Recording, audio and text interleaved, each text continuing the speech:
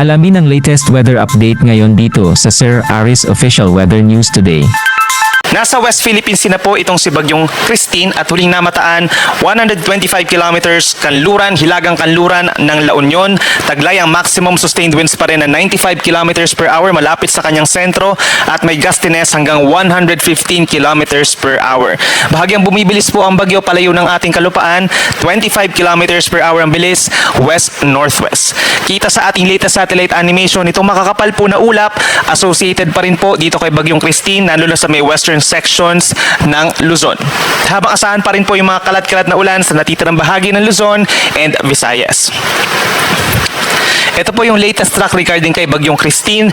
Inaasahan nga po nakikilos pa rin palayo ng ating kalupaan sa susunod na 12 oras at posibleng lumabas ng Philippine Area of Responsibility mamayang hapon na. However, knowing po na ito ay malapit pa rin sa ating kalupaan at malawak po na bagyo itong si Bagyong Christine, around 700 to 750 kilometers po yung kanyang radius at yung lawak nasa 1,400 kilometers. Posibleng magkaroon pa rin tayo ng mga wind signals at masakop pa rin po ang malaking bahagi pa ng Luzon sa mga susunod po ng mga bulletins natin. Inaasahan na magiging severe tropical storm pa rin po habang lumalayo sa ating kalupaan. Subalit base sa ating pinakahuling track ay posibleng bumagal ito pagsapit po ng Sunday and Monday. Then pagsapit ng Monday habang nandun sa may east ng Central Vietnam ay lilis ang direksyon, magkakaroon ng looping pabalik sa ating kalupaan sa direksyon po ng Luzon at hindi pa rin natin nire-rule out na ito ay magpapasok muli sa ating Philippine Area of Responsibility. Inaasahan nga po na magiging severe tropical storm ito habang ito'y nasa may karagatan at yung pagpihit nitong si Bagyong Christine ay impluwensya ng isa pang bagyo na nasa lapas po ng ating PAR.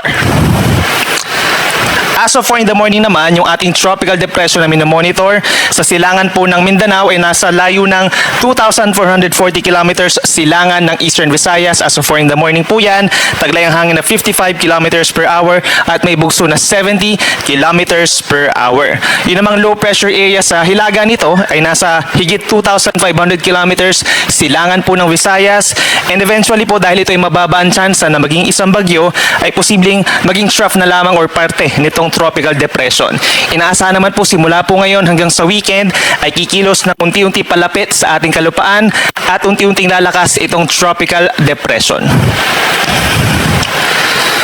Nakikita natin based sa ating latest tropical cyclone threat potential forecast, maring pagsapit po ng linggo ay pumasok ng Philippine Area of Responsibility itong nasabing tropical depression at kung sakasakali man nga na mananatili as a bagyo ay tatawagin po natin ito na Bagyong Leon. Maring by then tropical storm or severe tropical storm na po ito at inaasahang kikilos pa west-northwest or paangat ng pakaliwa. So pagsapit po early next week, nasa may hilagang parte na po ito ng Philippine Sea. Simula naman po sa Miyerkules next week hanggang sa weekend ay babagal ang pagkilos ito habang nasa may silangan po ng extreme northern Luzon. Bagyang magre-recurve, paakyat po dito sa may silangan bahagi po ng Taiwan at maring lumabas ng Philippine Area of Responsibility sa end pa ng first week of November po yan. Nakikita natin by this time, malaki nga yung impluensya ng pagbalik or pagloop nitong si Bagyong Christine sa paglapit nitong bagyong tatawagin natin na Leon. So kapag umabot sa less than 1,400 kilometers yung layo ng dalawang bagyo, at mananatili pa rin silang malakas as a tropical storm minimum, then maring magkaroon po tayong tinatawag na Fujiwara effect o yung interaksyon na paghatak ng dalawang bagyo sa isa't isa. Kaya naman po posible magkaroon ng mga pag-ikot or pagpihit po ng movement nitong dalawang bagyo, pero hindi naman po ito magtatagal at eventually po lalayo na rin sa ating kalupaan itong si bagyong tatawagin natin Leon at hihina na rin si Bagyong Christine by first week of November. Sa ngayon po, dahil kay Bagyong Christine, meron pa rin tayong nakataas na tropical cyclone wind signals number 2 and number 1 sa malaking bahagi ng Luzon and Visayas. Asahan natin ang signal number 2 or yung hanggang 95 or 88 kilometers per hour po na lakas ng hangin sa Cagayan, Isabela, Quirino, Nueva Vizcaya, Apayao, Kalinga, Abra, Ifugao, Mountain Province, and Benguet. Signal number 2 rin po sa Ilocos Norte, Ilocos Sur, La Union, Pangasinan, Aurora, and Nueva Ecija. Signal number 2 rin po ang aasahan natin yung mga may kalakasang hangin pa rin sa Tarlac, Zambales, Bataan, gayon din sa Pampanga, Bulacan, Metro Manila. Signal number 2 pa rin po ngayong umaga, gayon din sa hilagang bahagi ng Cavite, hilagang bahagi ng Rizal at General Nakar sa Quezon Province. Signal number 1 naman po dito sa Batanes at sa natitira pang bahagi po ng Southern Luzon, particularly rest of Rizal, rest of Cavite, Batangas, Laguna, rest of Quezon. Signal number 1 po sa Occidental Mindoro, Oriental Mindoro, Marinduque, Romblon, hilagang bahagi ng mainland Palawan, kabilang ng mga isla ng Calamian, Cuyo, and Kalayaan Islands.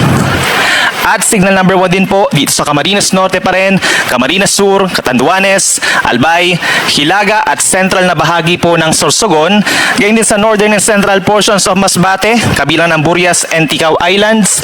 Signal number 1 din sa Aklan, Capiz, Antique, and northwestern portion of Iloilo. Yung ilang bahagi na po ng Negros Island plus Iloilo, tinanggal na rin po natin yung ating signal number 1. And eventually po, sa mga susunod po na bulletins natin, magbabawas pa tayo ng mga signal number 1 sa may Southern Luzon and Visayas at posible mag-downgrade tayo sa may Central and Southern Luzon ng mga signal number 2 becoming signal number 1 po sa mga susunod po natin ng mga bulletins habang lumalayo sa kalupaan itong bagyong Christine.